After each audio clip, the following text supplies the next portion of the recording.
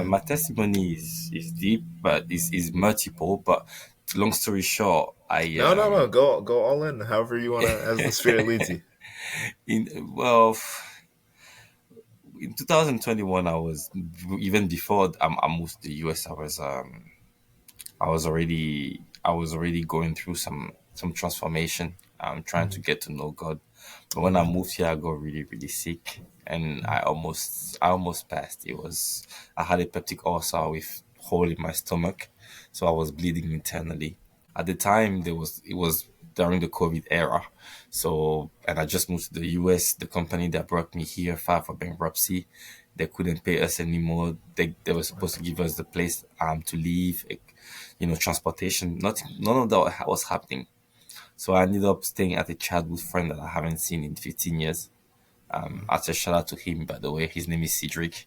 He mhm, lives in Indiana, Jeffersonville, Indiana, near Kentucky, Louisville. So I went to stay there. And while I was there, because like I did not know where to go, I did not know what to do. I was praying a lot. mhm. I think I raised an altar because I wasn't missing any time to pray. And long story short, it was really difficult. I did not know what to do. I did not know how to go, and my breath was leaving me slowly but surely. But little I knew, until last moment where I started to puke blood, and it was really bad. And I called the police, and they took me to the hospital. And I think that night I kind of passed. 10 days prior to that situation, I lost my sister, who I was very close with, and that added to the anxiety. That it added to all those things. So I, when I got to the hospital, I met the Mm, nurse as I was being pushed into the room. There was a nurse there, mm, and he's like, "Hello, hello." He called me by name, and he said, "I've just been transferred to this hospital, and I'll be taking care of you." I'm like, "Fine." So I think I didn't make it, but the next day I woke up, and I had a surgery. I felt like something was in my stomach. I did not know what it was. And obviously, I gotten better. I lost blood. They gave me blood. They gave me iron.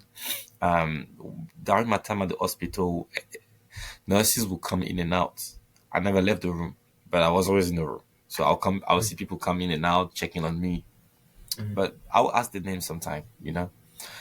And then, long story short, towards the end, when I was leaving the hospital, I was like, let me tell them at the welcome center to say thank you to so and so. This nurse helped me.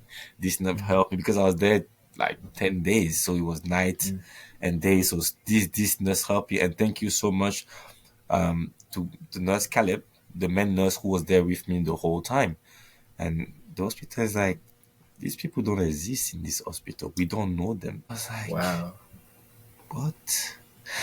You do realize that they opened me up, but I have no stitches. I have no scar on my belly.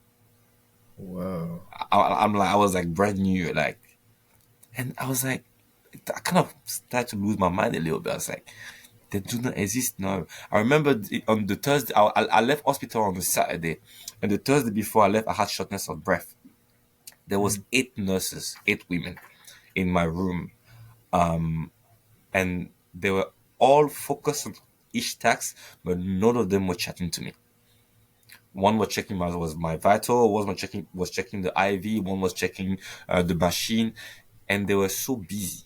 It was as if they were working earnestly, so they don't lose me. Obviously, when I left the hospital that day, 2 or 3 days after, I gave my life to Christ at amen. William Branham Tabernacle in Jeffersonville, Indiana. I Mhm, just went to visit the tabernacle as a museum, and the guy, I was the only one there, and the guy who gave me the tour opened the what's it called, the pool where William Branham used to baptize people back in the 90s, mhm. 30s or something.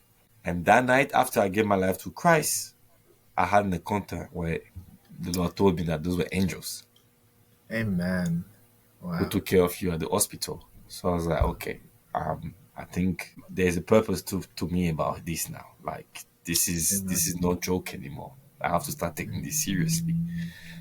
And I applied for work. I came back to New York, and the journey went on from there.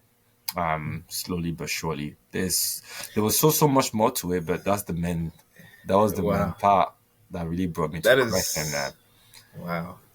and Wow. That's crazy, but I've never that's a crazy testimony. So what did the people said that none of the people that you mentioned were they don't people who worked exist. at the They hospital. don't work here.